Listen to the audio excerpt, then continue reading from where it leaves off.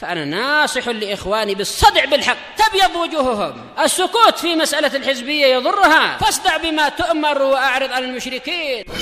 سلامي على دماج ورجالها والشيخ يحيى ودار العلم يا سعد بانيها.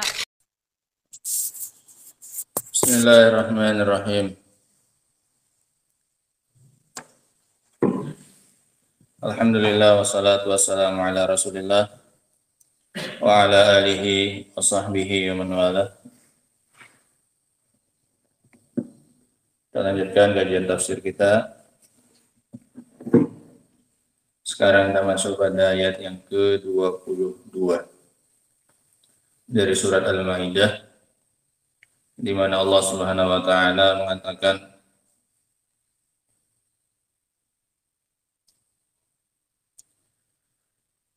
qalu ya Musa inna fiha qauman jabbarin.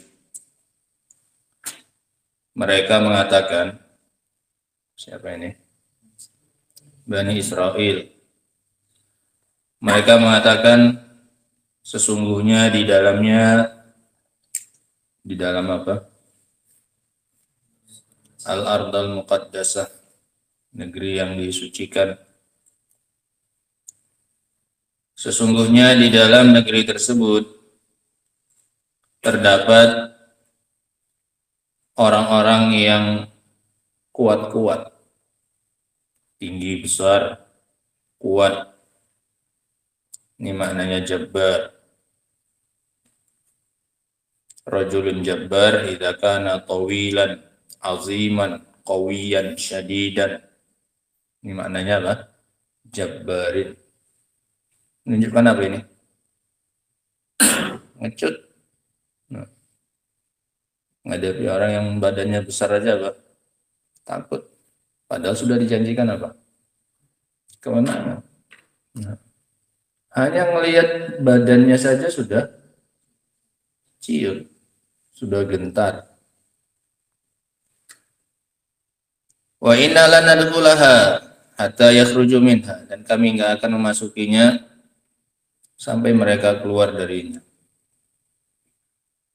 Fa yakhruju minha, jika mereka keluar, fa inna dakhilun, kami baru masuk. Ayat ini, ikhwan, perhatikan. Qalu ya Musa, mereka mengatakan wahai Musa. Ini menunjukkan kelancangan mereka. Panggilan mereka kepada Nabi mereka dengan namanya. Mereka tidak memanggil Nabi Musa dengan gelarnya, ya Nabi Allah, atau seperti para sahabat, ya Rasulullah. Lihat bedanya. Ini padahal diajak oleh nabinya untuk jihad. Padahal nabinya manggilnya gimana? Hei, gitu aja Pak. Ya kaum, ya kan? Wahai kaumku, wahai kaumku. Nah, mereka jawabnya gimana? Ya Musa, Musa. Padahal kita dilarang untuk memanggil Nabi SAW dengan panggilan seperti kita memanggil teman kita. Dilarang. Sebagaimana kata Allah Subhanahu wa taala, la taj'alu du'a ar-rasul bainakum ka du'a'i ba'dikum ba'd. Jangan kalian jadikan panggilan kalian kepada Rasul itu seperti panggilan kalian kepada kalian. Beda. Cara memanggil Rasul itu tidak seperti kita memanggil siapa? Teman. Ini Bani Israel manggil Nabi Musa seperti siapanya? Kawannya. Ngomong, oh Nabi Musa. Ah enggak lah Musa, kau aja yang masuk sana, kami enggak lah. Qalu ya Musa. Mereka enggak bilang ya Nabi Allah, ya Rasulullah. Nah, mereka panggil pakai namanya. Ini satu, menunjukkan kelancangan Bani Israel. Tulis langsung di situ. Nah, mumpung lewat istilahnya. Ini menunjukkan kelancangan mereka kepada Nabi Musa. Dari sisi manggilnya pakai namanya. Nah, nabi loh ini nabi. Nah, yang dapat wahyu dari Allah Subhanahu wa taala, diajak bicara langsung oleh Allah Subhanahu wa taala, dapat kitab Taurat. Manggilnya ya Musa, wahai Musa. Nah.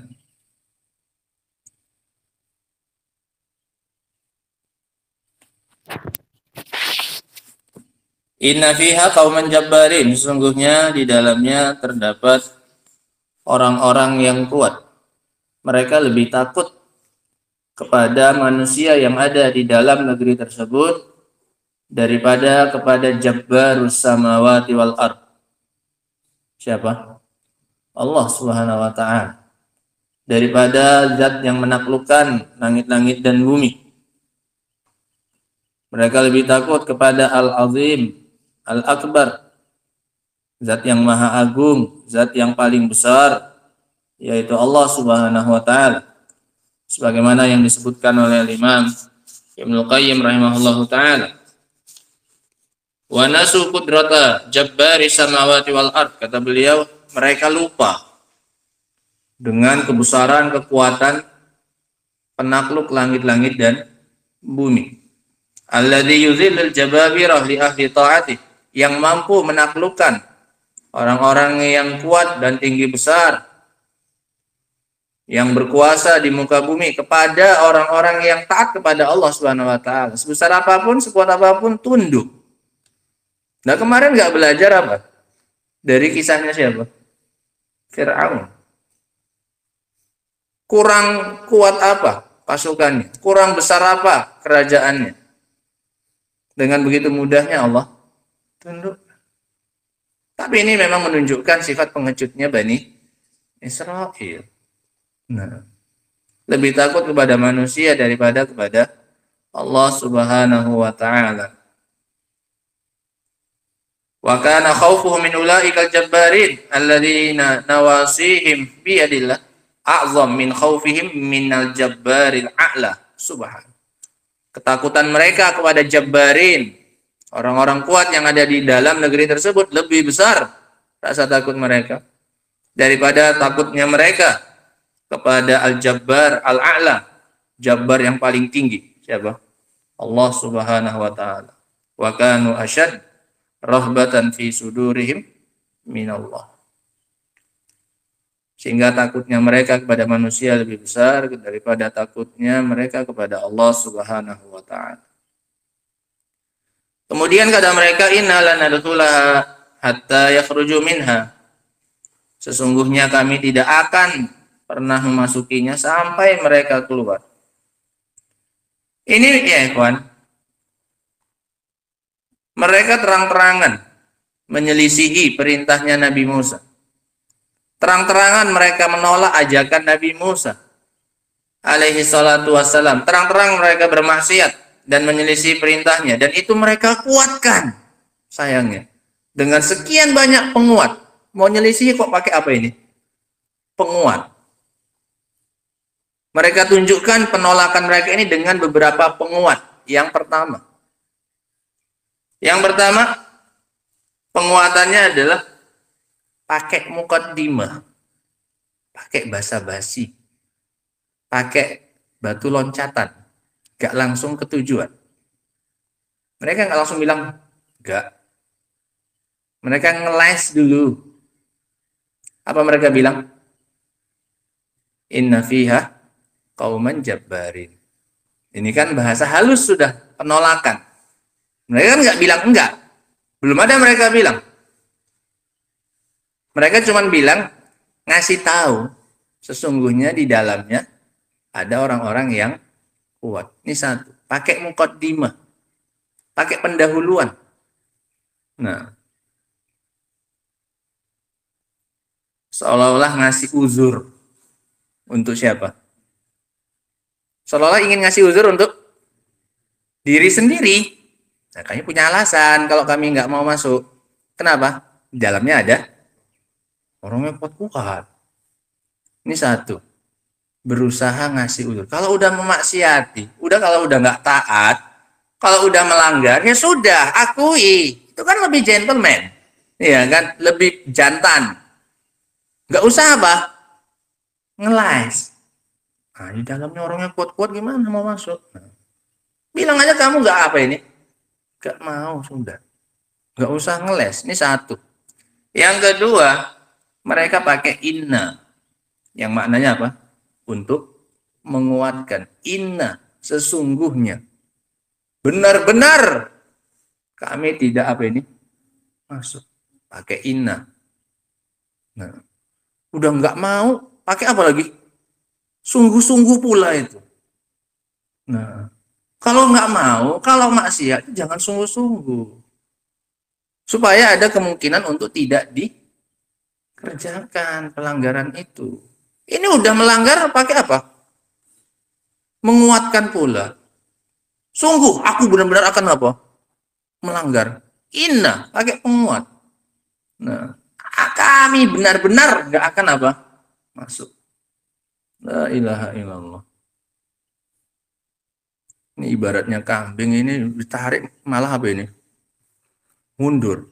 Bukan diam di tempat, malah apa ini? Mundur, ngelawan. Diarahkan ke depan malah apa? Kakinya diarahkan ke belakang. Nah.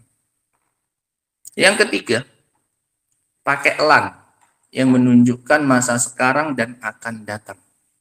Penafian untuk masa sekarang dan akan datang. Inna lan nadkhulaha. Kami nggak akan memasukinya. Tidak sekarang, tidak di waktu. Kapanpun yang akan datang. Nggak sekarang, nggak ke depan. Ini sudah punya tekad untuk sampai kapanpun nggak akan apa? Masuk. Pakai apa dia? Lan. Lan itu kalau bahasa Arab artinya tidak, penafian. Tapi kapan waktunya? Sekarang dan akan datang. Itu yang dinafikan. Bukan cuma sekarang aja kami nggak mau masuk. Besok masuk lah, nggak apa-apa lah. Sekarang kami nggak maunya, besok bisa jadi kami masuk. Enggak. Dia pakai lan untuk bilang bahwasanya hari ini nggak masuk, besok enggak, lusa juga enggak, bulan depan juga enggak, tahun depan juga apa? Pokoknya sampai ke depannya kami nggak akan apa? Masuk. Dikuatkan lagi pakai apa ini? Lan. La ilaha illallah. Sudah dikasih janji bakal bisa masuk dengan mudah. Nolaknya sampai sebegininya. Kurang apa coba iming-imingnya? Dibilang itu apa? Negeri yang penuh dengan berkah, negeri yang disucikan. Gak mau. Nolaknya itu loh sampai kayak gini. Tinggal bilang enggak. Dah. Ya kan enak. La nadkhuluha. Dah. Gak usah pakai inna. Gak usah pakai apa? Gak usah pakai lan. Gak usah ngeles. Di dalamnya ada apa ini? Orang-orang kuat. Nah, udah berapa penguat ini? 3. Penguat yang keempat, pengaitan masuknya mereka dengan syarat. Mereka mengaitkan masuknya mereka pakai syarat. Ini kan makin berat. Harus terpenuhi dulu syaratnya, baru mereka masuk. Apa syaratnya mereka? Mereka keluar dulu. Nah, artinya mereka di dalam pun nggak ngapa-ngapain pun, nggak tidur, cuma tidur aja pun nggak mau masuk ini. Sampai benar-benar mereka mau apa? Keluar dulu. Baru kami mau apa? Masuk. Nah, beratnya tinggal suruh masuk aja, syarat pakai syarat. Nah, ini yang penolakan mereka lagi. Yang memberatkan penolakan mereka, menguatkan penolakan mereka, mau masuknya dikasih apa? Syarat lagi. Hatta yakhruju minha. Kemudian yang kelima, yang terakhir, menguatkan masuknya mereka setelah terpenuhinya syarat. Penguatan masuknya mereka pakai inna lagi. Setelah terpenuhi syaratnya pun apa? Baru mau masuk. Pakai apa? Penguatan. Fa inna dakhilun. Padahal di situ nggak butuh lagi apa ini? Penguatan. Pakai penguatan di tempat yang nggak perlu apa? Penguatan.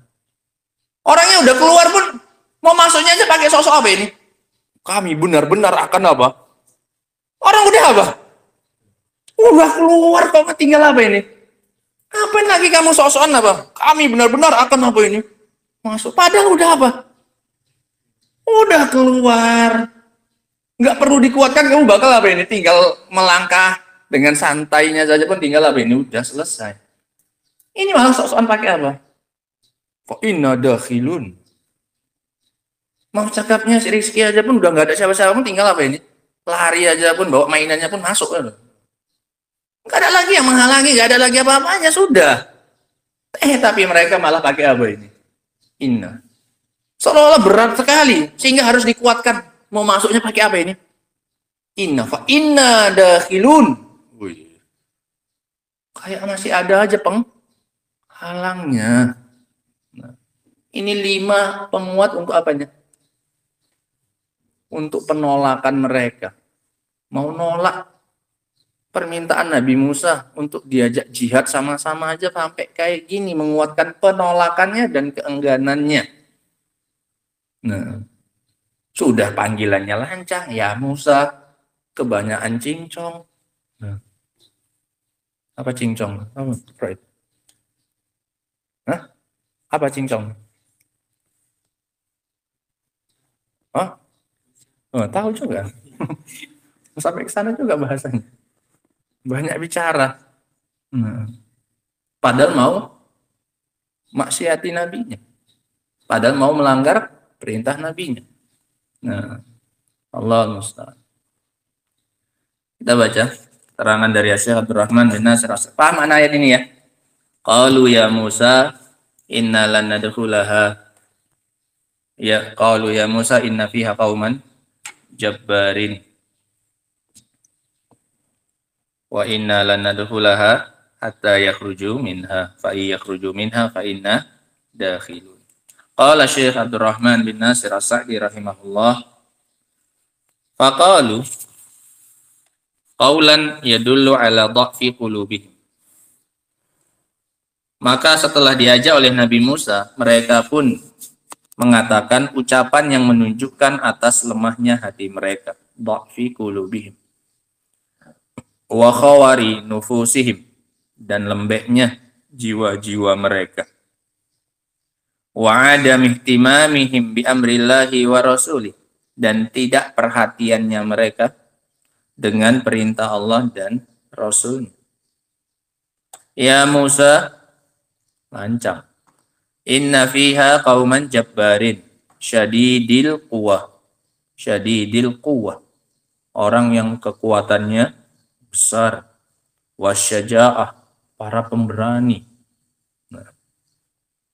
Ai fahadha minal mawani' lana min dukhuliha. Ini kan termasuk penghalang kami untuk bisa masuk. Ini namanya ngeles. Ini namanya banyak alasan. Pinter kalau nyari alasan. Siapa ini? Bani Israel. Dari dulu. Kalau disuruh itu memang nggak pernah langsung. Selalu banyak pertanyaan dan alasan. Suruh motong sapi. Usianya yang gimana, berapa tahun, warnanya apa, kerjaannya ngapain aja selama ini sapinya. Paling tinggal disuruh motong apa ini? Sapi, selesai. Memang kebiasaan Bani Israel. Nah, kami punya penghalang. Kalau misalnya perempuan ini lagi halangan, ada penghalangnya. Kalau nggak sholat, ada penghalang. Kalau nggak mau masuk, ada penghalang. Di dalamnya ada orang-orang yang apa ini? Yang perkasa-perkasa. Wa inna lanadkhulaha hatta yakhruju minha fa yakhruju minha fa inna dakhilun wa hadza minal jubni. Ini termasuk sifat pengecut, wa qillatul yaqin, dan sedikitnya keyakinan mereka. Wa illa, kalaupun tidak, falau kana ma'ahum rusduhum, kalaulah seandainya mereka itu masih terbimbing, masih lurus berfikirnya, rusd, la'alimu annahum kulluhum min bani Adam. Kalau masih pakai otak, kalau bahasa kasarnya, niscaya mereka akan tahu bahwasanya mereka itu semuanya anak Adam. Mereka manusia, kita juga manusia. Kamu bisa mati, mereka juga bisa mati. Ini prinsipnya ya, kan? Supaya menghilangkan rasa takut, kata beliau, coba ingat hakikatnya kamu dan musuhmu supaya nggak takut. Nah, ingat bahwasanya annahum kulluhum min bani Adam, kata beliau. Niscaya mereka akan tahu bahwasanya mereka semuanya adalah anaknya Adam, sama-sama manusia. Wa annal qawi min man a'anallahu biquwwatihi min indihi. Ini faedah bagus ya. Untuk kita tidak terlalu bersandar dengan otot yang kita miliki, sebesar apapun ototnya. Nah, mau sampai berkeluaran urat-uratnya pun, saking besarnya ototnya pun. Ini definisi orang kuat. Annal qawi man a'anahu Allahu biquwwatin min indihi.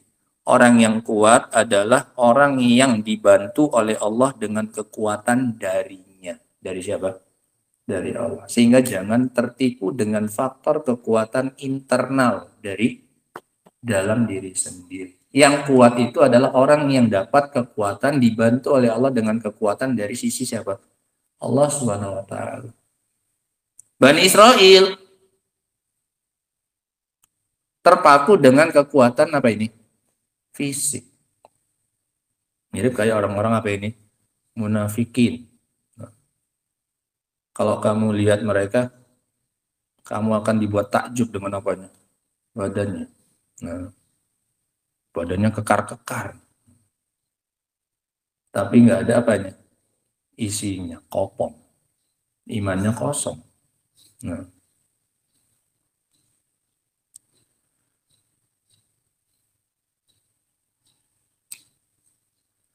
fa innahu la haula wala quwwata illa billah. Dikarenakan tidak ada daya dan kekuatan kecuali dengan Allah Subhanahu wa taala.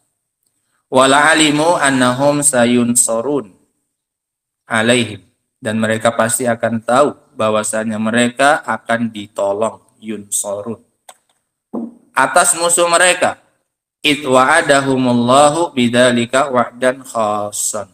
Kenapa? Karena Allah sudah menjanjikan untuk mereka akan hal tersebut dengan janji yang bersifat apa? Khusus. Kan sudah Allah tuliskan, memang sudah Allah catat, Allah tentukan, Allah takdirkan bahwasanya mereka pasti akan bisa masuk ke Al-Ardul Muqaddasah. Nah, Allah musta'an. Ini ayat yang ke-22. Isinya adalah menjelaskan penolakan dari siapa ini? Bani Israel dengan sekian banyak penguat untuk menolak ajakannya Nabi Musa untuk berjihad. Nah, adapun lanjutannya ayat yang ke-23, kita baca satu-satu aja ya kan. Nah, biar pelan-pelan. Karena banyak pelajaran dari kisah-kisah seperti ini. Wallahu ta'ala alam bissawab. Subhanakallah bihamdik, asyhadu an la ilaha illa anta astaghfiruka wa atubu ilaik. Walhamdulillahirabbil alamin.